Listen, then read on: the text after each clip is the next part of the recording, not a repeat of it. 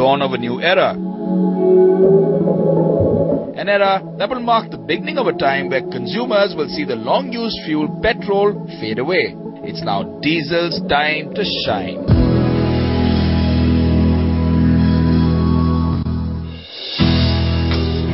Last week, we showcased some of the finest diesel cars available in the Indian market. And we at ZigWheels found new respect for diesel-run cars which were otherwise synonymous for being loud and hard to maintain.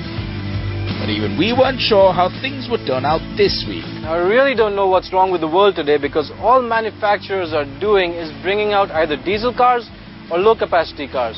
Now, I for one am someone who likes big engines and lots of power, so I'm not really going to be impressed with these puny diesel cars. But Adil had a wicked thought today. He said, I want you to go out and test this fabulous little red car. I don't know what it's going to be. I'm just waiting out here in the middle of nowhere for it to show up. You know what? I can hear a diesel engine somewhere. Oh, great. Ladies and gentlemen, this is my worst nightmare. It's a small capacity diesel car. Say hello to the Chevrolet Beat Diesel.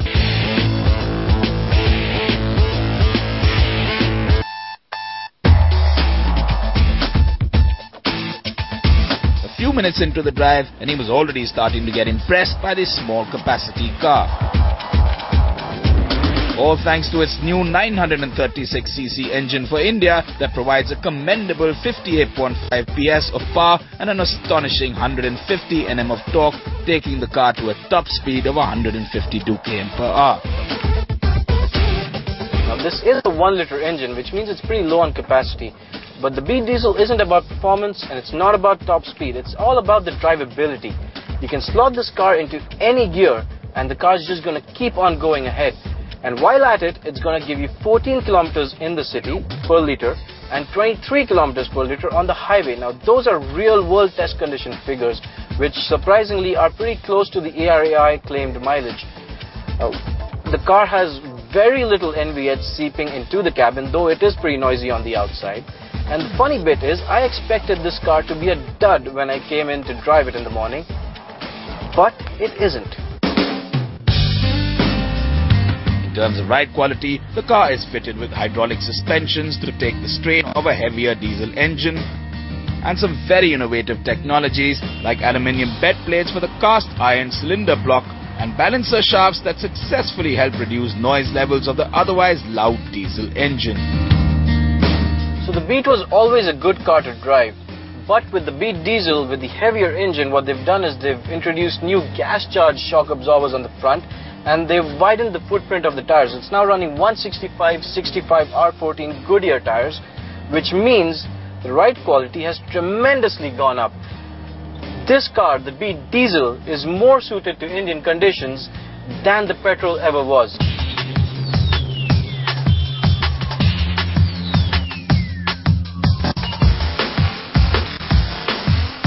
On speeds in the range of 100 kilometers, the car leaves you with no reason to complain. So what do we think about the Beat? Well, after an entire day of testing, it's over to the tester.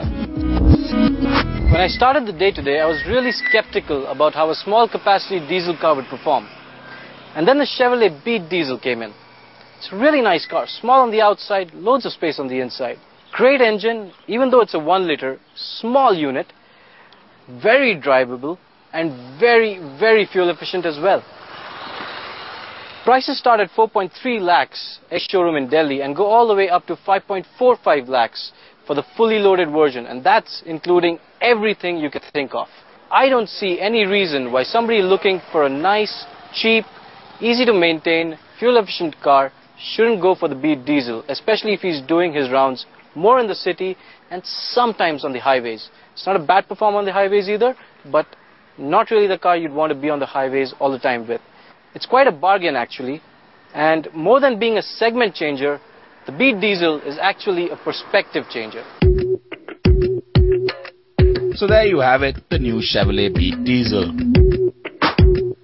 As predictable as the rainfall is the impact it'll have in its segment. The car will give its competition the Ritz, the Ford Figo diesel and the Tata Indica EV2, a whole lot of competition come sun or rain.